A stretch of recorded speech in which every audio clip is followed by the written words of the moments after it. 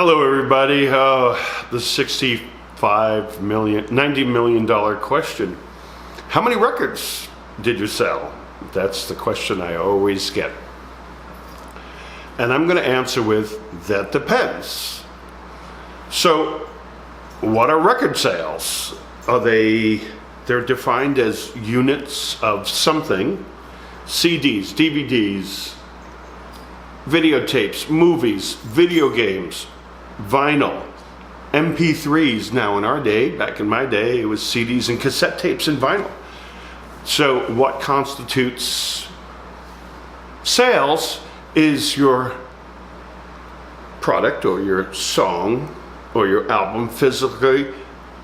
In those days, physical, now it's digital, and delivered to the public by one of those mediums. So many records did I sell? Okay, let's do some math and some questions.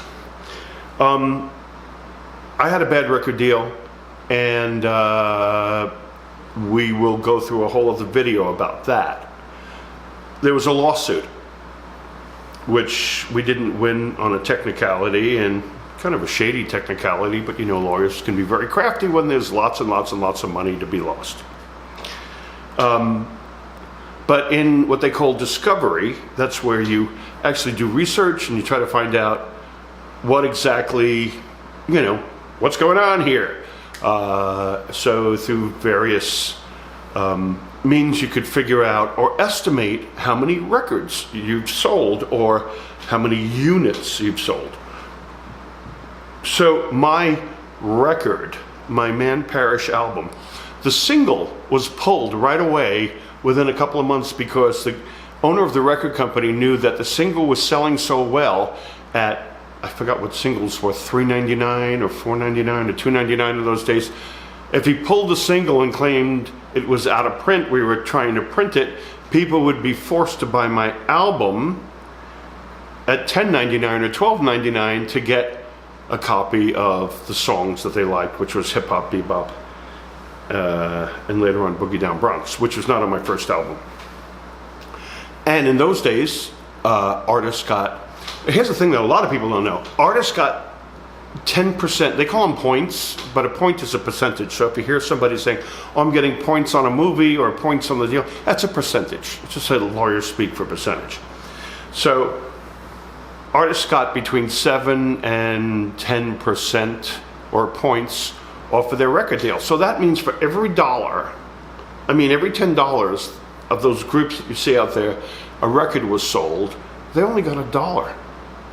And sometimes out of that $1, there were additional things taken off of there. Like for instance, early record deals during the turn of the century, when they sold lacquer discs with, Edison discs with music on it, they would put them onto horse-drawn carriages and wooden crates with I don't know if it was sawdust or something like that to stop it.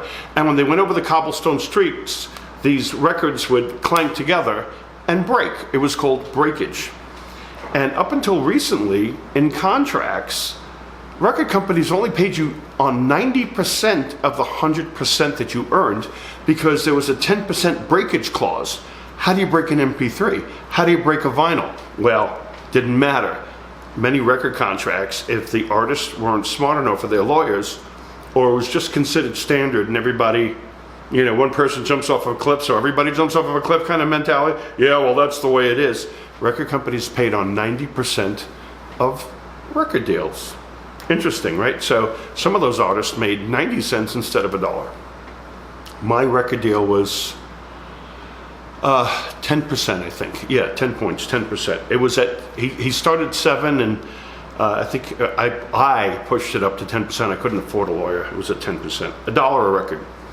So during this discovery, we found out that I sold 5 million records from 1983 to the lawsuit was around 2010 or 2012 or something like that. A lot of records. So at $1 a record, that's $5 million, right? Did I get it? No.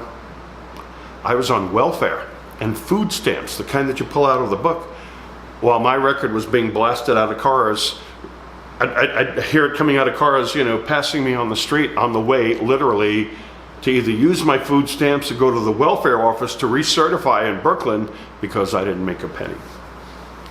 Many years later, I worked at the Cock Bar in New York City. That's a whole other story.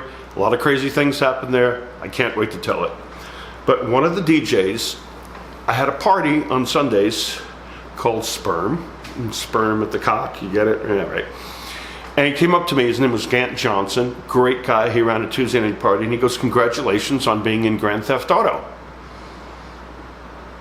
"What do you mean, Grand Theft Auto?" He goes, "Dude, I got a PlayStation. I bought Grand Theft Auto. Everybody's buying it for the music." I said, "Yeah, I heard about that." He goes, Your music's in it." I said, "What music?" He goes, "Hip Hop Bebop." I'm like, "Are you kidding me?" He goes, "No. I was so poor, I had to beg a friend for money to buy a PlayStation. It was like $350, and some extra money to spend the 40 or 50 bucks to buy the video game. I put it in, I'm playing the video game. When you get in the car and you turn on the radio, you turn on one of the stations, Hip Hop Bebop comes up." I didn't license that.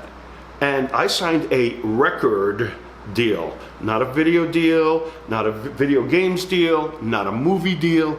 And my stuff was in Grand Theft Auto. It's also in the Shaun of the Dead movie too. I never licensed or gave permission for that. And in the music business, you have to give permission for each specific thing. It's supposed to lay out all these things in the contract. And some contracts say, "and all future media." That's how they get around doing this. But mine wasn't, my contract, he wasn't that smart. So we did a little research, and I just Googled, where's my phone? I just Googled Grand Theft Auto. That sold 85 million copies. So that's a big number. That's Michael Jackson, Madonna, U2, Rolling Stones kind of sales. So did I sell those records? Well, not directly, but if you're going by units, which have your music on it, there are 85 million copies of my music through Grand Theft Auto on a disc that people individually have in their hands. It's not a disc, it's a lens cover, but you get the idea. There's 85 million of these, plus 5 million of my records out there. What did I make on that? That's a zero. How did I make zero? Well, my record company never paid me. I walked away from my deal. It's another story I want to tell, but they illegally sold my stuff to another label up in Canada that took my stuff and licensed it everywhere. And when we went to sue them, they spent about $60,000 estimated, on lawyers' fees. And I said to my lawyer, "Why are they spending this much money on something that probably only sells a couple of thousand copies a year?" He goes, "Obviously it doesn't sell a couple of thousand copies a year because they're spending this kind of money behind it to protect the income that they're generating off of this." So that's what led us to the discovery to figure out that question. The lawyer went, you know what? Let's dig deeper.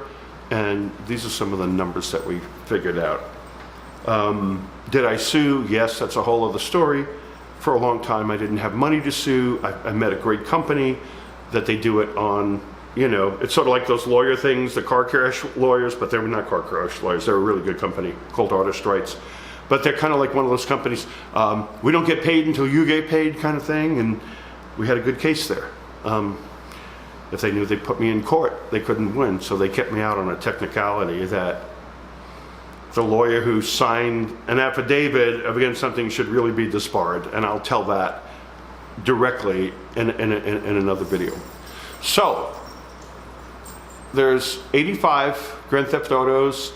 There's 5 million of my records in the last 30, 40 years. I'm in the Shaun of the Dead movie. How many copies did they sell on DVD or videotape? I'm in a TV show, and you guys will remember it. It's a new one on FX, I think, and they use my music in that.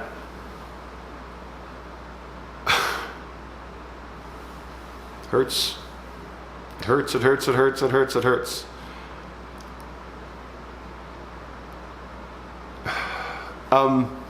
So, how many records did I sell? 90 million, 5 million, or if I never got paid, did I sell nothing? But a lot of people making money off of my stuff, not me. Not fair. We're going to talk about that in another video. If you like these videos, do a thumbs up. Please share. I want to get this out there. You know anybody at HBO, Netflix? Tell them to take a look. I got a great idea for a series. I want to turn this into a series. But you guys are hearing it first. If you notice there are no edits, no cuts, I don't care if my hair's messed up or if I don't look pretty today or another day. If I make a blooper, I'm keeping these live and direct in one cut to you guys. Thank you for listening. Thank you so much. Subscribe to the channel. It helps. And let people know that you're enjoying this. Thank you so much. Really. Thanks.